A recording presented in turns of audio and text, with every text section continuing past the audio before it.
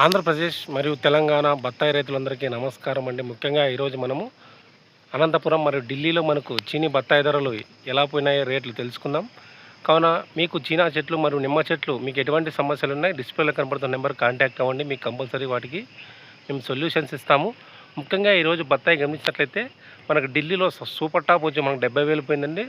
మనకు ధరలు మొదలైంది వచ్చి 25,000 నుంచి మనకు ఢిల్లీలో స్టార్ట్ అయినాయి. 35,000, 45,000, 60,000 కాయ బాగుంటే 65,000 పోయింది. టాప్ రేట్ వచ్చి ఢిల్లీలో మనకు 70,000 పోయింది. కావున ఢిల్లీలో అంత మార్కెట్ అంత రైజ్ అయింది అనుకోవాలా, ఎందుకంటే రేట్లు కూడా కొంచెం పెరిగినాయి అనుకోవాలా.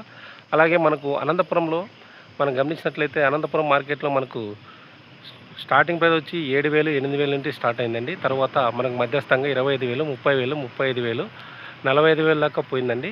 తద్వారా మనం గుర్తుంచుకోండి ఏంటంటే కాయ షైనింగ్ అలాగే కాయ క్వాలిటీని బాగా పెట్టుకోండి. మీకు ఎటువంటి సందేహాలు డిస్ప్లేలో కనపడుతున్న నెంబర్కు మీరు చీనా బత్తాయి రైతు అయితే ఈ నెంబర్కు గ్రూప్లో నేను యాడ్ చేస్తానండి. ఈ నెంబర్కి మీరు మెసేజ్ చేయండి. కంపల్సరీ చీనీ బత్తాయి రైతు అయితే మీకు కంపల్సరీ గ్రూప్లో యాడ్ చేస్తాను, చీనా చెట్ల గ్రూప్లో. ఎందుకంటే మీకు ఎటువంటి సమస్యలైనా గ్రూప్లో మీకు సొల్యూషన్ చెప్తున్నామండి.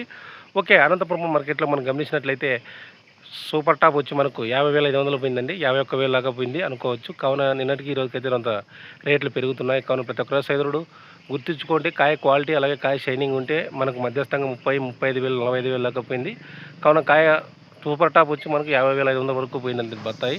కావున ప్రతి ఒక్క సోదరుడు దృష్టిలో పెట్టుకొని మన కాయ సైజు ఎలా తెచ్చుకోవాలని కూడా డిస్ప్లేలో నెంబర్ మీరు కాంటాక్ట్ అవ్వండి. అలాగే మీరు చినా చెట్ల గ్రూప్లో యాడ్ చేయాలనుకుంటే డిస్ప్లేలో కనబడుతున్న నెంబర్కి మీరు కాంటాక్ట్ అవ్వండి.